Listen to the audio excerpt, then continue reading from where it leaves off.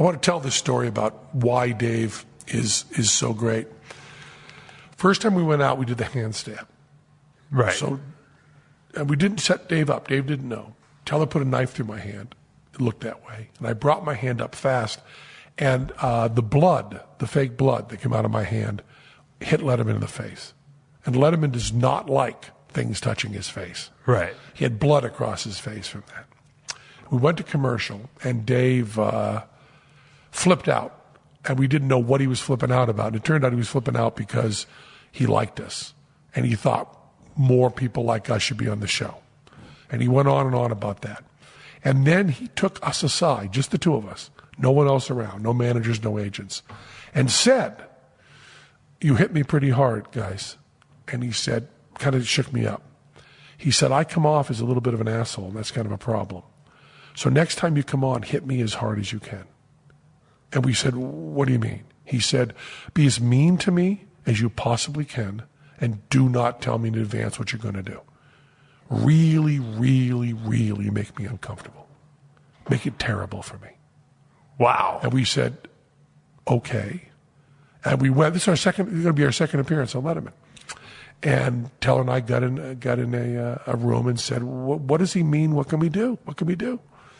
And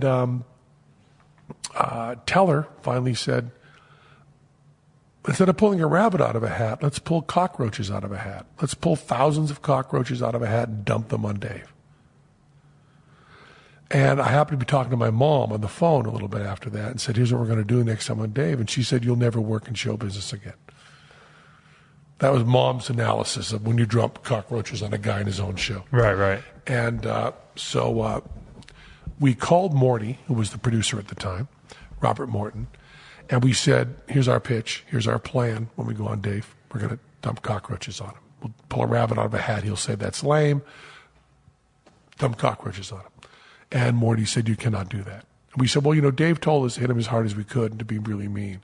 And Morty said, "That's right, but I'm in charge, and he is not comfortable with insects, and it's a real kind of phobia of his, and it's on his show, and it's a lot of pressure, and I won't let you do that." And we said, "Okay, we'll come up with something else. Fine, just tell Dave."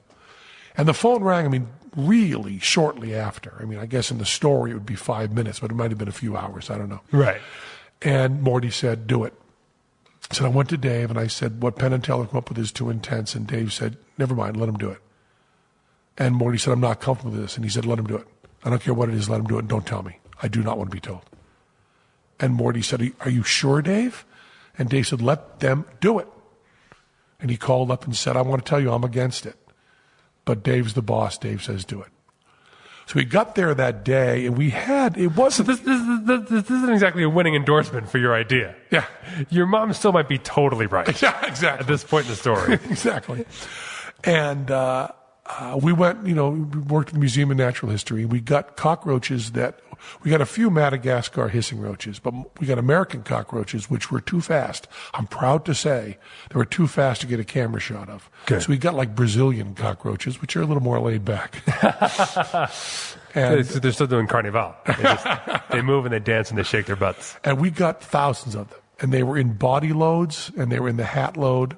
And the crew guys that were working were uncomfortable cleaning up when we did one of the rehearsals. So we had to bring in our own crew to work it. That makes sense. Yeah. And it was, went in for the rehearsal, and Dave turned off his TV, which he always watches the rehearsals. He didn't watch this one. And he was up in his office. And we did it. And we finished the bit. And we didn't do it with Morty, we did it with one of the other writers. And Morty said, I don't feel good about this. And we said, well, it's what Dave told us to do. So Candy was the makeup woman. Now the gist of the bit is that he's supposed to anticipate it's a rabbit. That's the main bit of it. No. The main bit is we come out and Paul plays "Do You Believe in Magic?"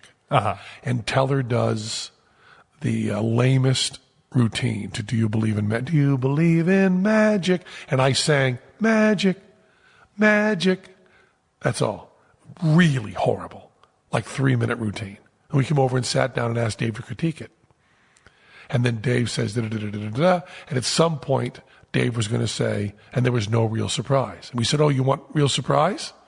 You want something different? And then the hat had been sitting on his desk for the whole time.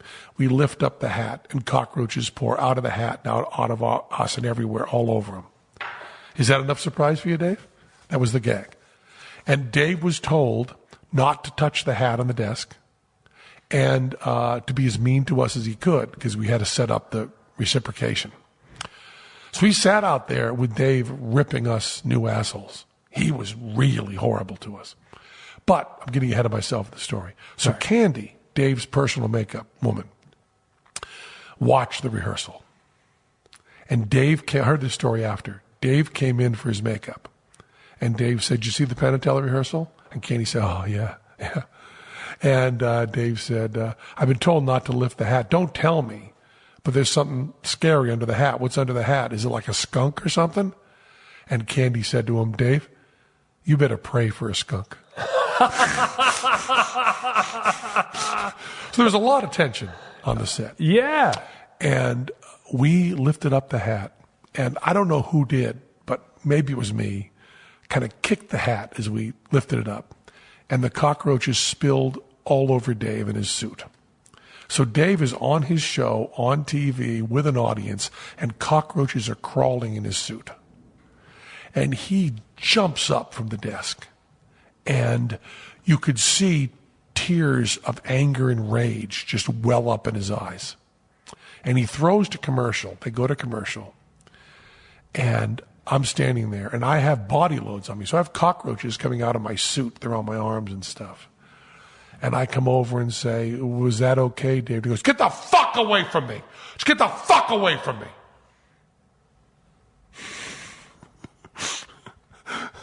And I go, "Oh, okay." And he's getting the cockroaches off him. They're going through commercials, got to go back. And we're kind of ushered out, and our crew is all in there cleaning up the cockroaches. And we kind of leave, and Morty goes, "Wow, it was great." It's really great. And we go, what about Dave?" He goes, "Dave's pretty freaked."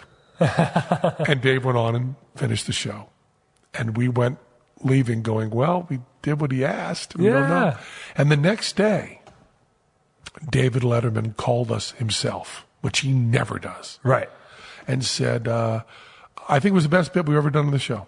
You did exactly what I asked you to. Thank you so much. You're welcome on the show whenever you want. You are wonderful."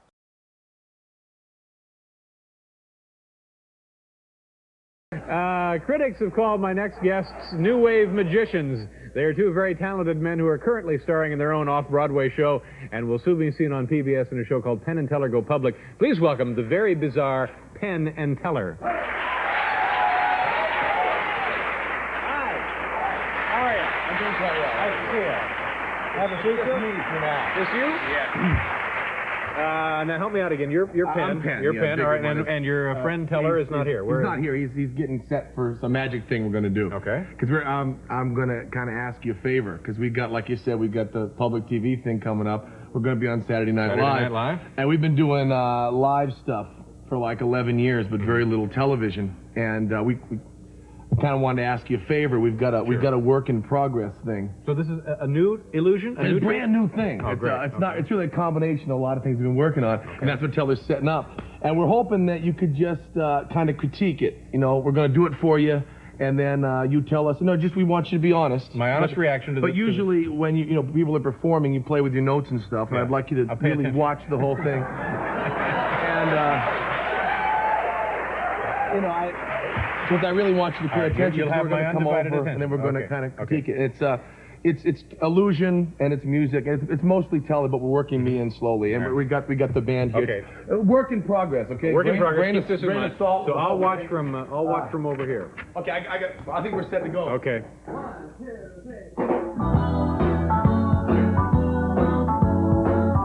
3. Teller. Do you believe in magic? Magic. Magic.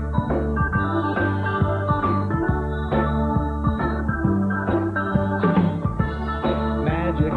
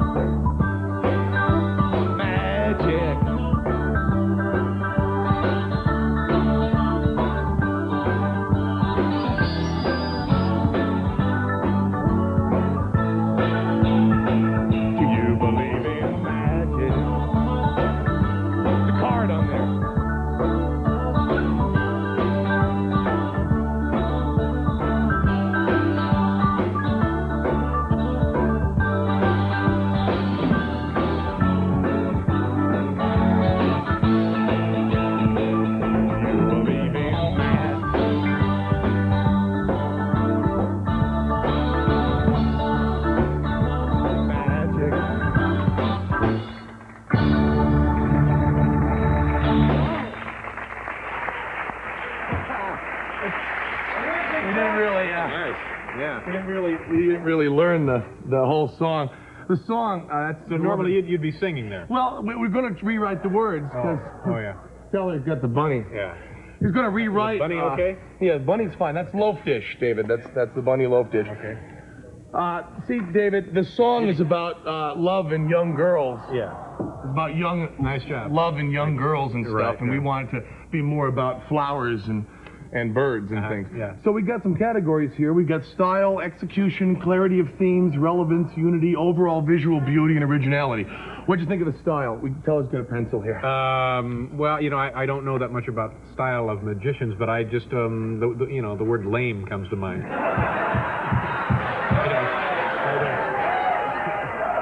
I don't. Just off the top of my head, I thought it'd be a little. I expected something a little more dynamic from the two of you. Seems funny when someone comes out and asks for help, and then you. Well, no, kinda didn't give you jokes. ask for my? Yeah, I write down lame then.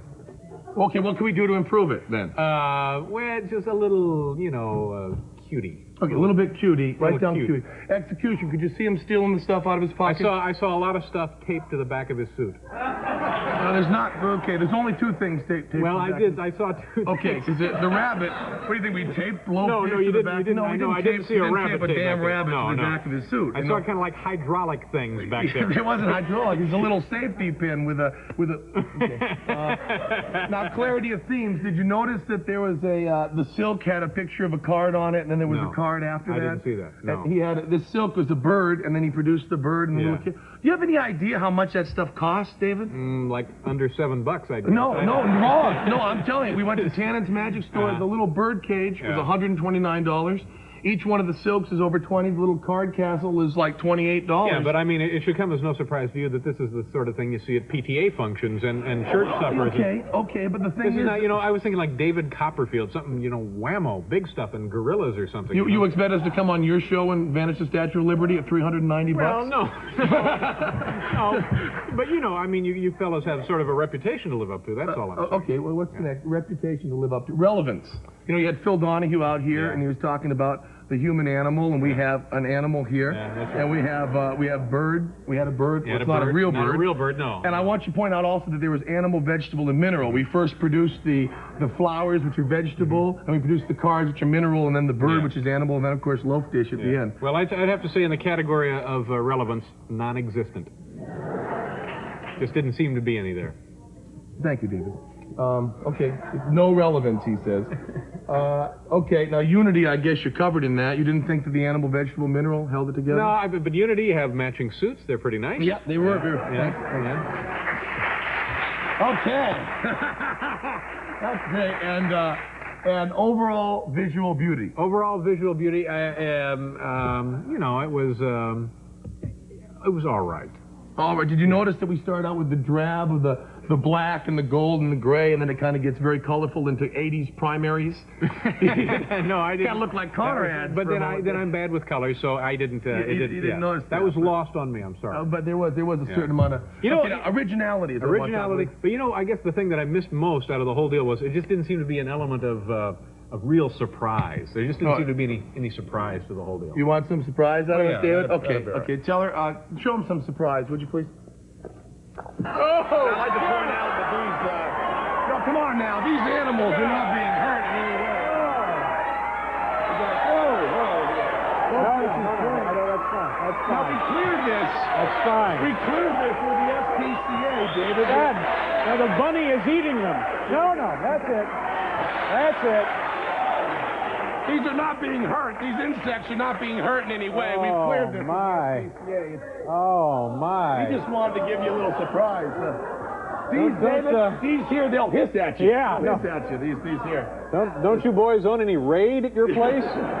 These God.